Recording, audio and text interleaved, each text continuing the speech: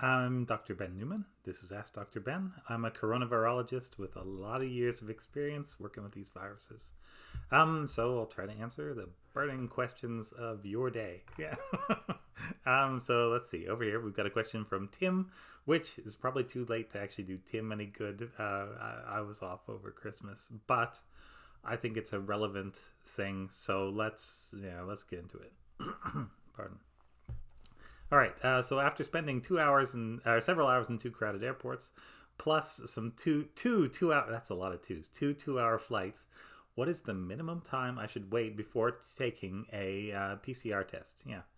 All the advice on the web, 5 to 7 days, appears to be based on the original COVID variant. Right. Yeah. So the question is, what's the minimum time after a potential exposure to take a test?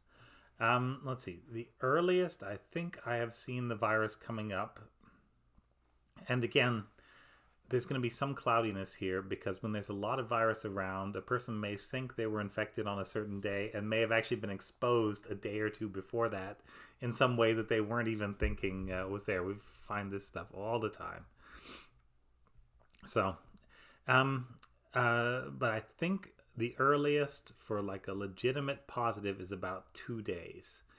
And I think more realistic is like 3 to 4 days. Yeah. So that would be the answer. Like if you've been potentially exposed, I would say if you're doing a PCR test, maybe 3 to 4 days is a pretty good window to start testing. And I'd test again sometime toward the end of that, maybe 5 or 6 days, maybe a week after, just to make sure everything is all clear. You'll notice my guidance is much more stringent than the CDC's current guidance. I hope that'll be changing soon, but yeah, we shall see. Yeah. Hmm. Um, yes.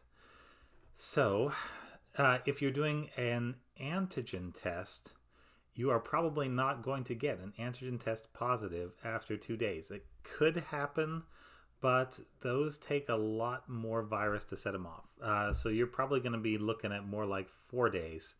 And unfortunately, by the time you get an antigen test positive, you have almost certainly been able to spread the virus to somebody else around. So they're nice in that you can run them without a laboratory, and they're nice in that, at least here in the US and I think in some other places, you're allowed to run them like in your own home. And I guess you could set up your own little PCR lab, have your citizen science corner, but it's expensive. And a lot of the companies wouldn't even sell you the reagents to be able to run the thing. So it's kind of, specialist. And if you got a result, you would have to go get it retested with, licensed approved agency anyway. Now, they're actually changing this in the UK, at least to some extent. They are setting it so that positive antigen tests can be counted in the national statistics. Now, I'm not clear on the details, whether that's one that you do or whether it has to be done by, like in a doctor's office. But honestly, it would make a lot of sense. I don't think anybody's faking antigen test positives because I don't think anybody would know how to fake one. You have to basically have a COVID patient there that you can sample in order to get that.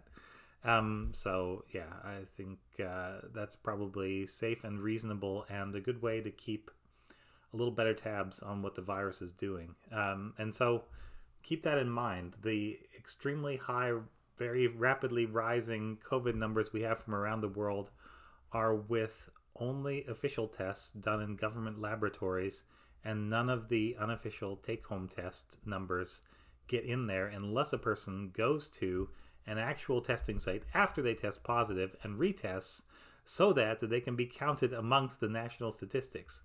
And when you're talking about an individual, I can see somebody saying, well, what is my motivation to do that? How do I benefit? The answer is the world benefits, like science benefits, knowledge benefits, but it doesn't necessarily help the individual unless there's some particular rule that you can't get off work unless you have an officially confirmed, CLIA approved test. So there you go. That's the best answer I've got. And I would say don't just test once, test a couple of times. The take-home kits are okay from about day 4 after exposure, but yeah, you can get them in packs of 4, and you might 2 for you and 2 for somebody special in your circle. There you go. An early one and a late one, maybe after a week. Thanks very much. This has been Ask Dr. Ben.